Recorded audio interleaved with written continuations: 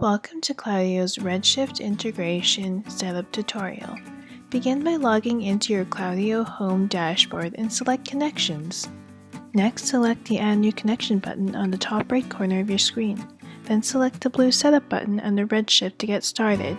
Here, you will enter your Redshift database information and select Save. A green checkmark will appear to indicate a successful connection. Now let's go to your main menu and select Reports.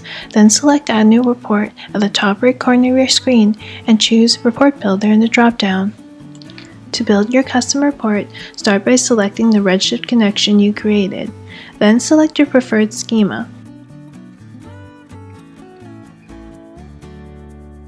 Once done, click Search to find all the tables associated with this schema. Next, you may choose the table columns and create custom column filters.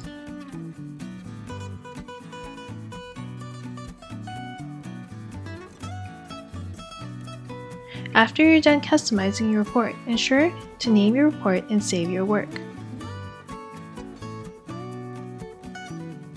To make sure there are no errors running your report, just select Test in the top right corner.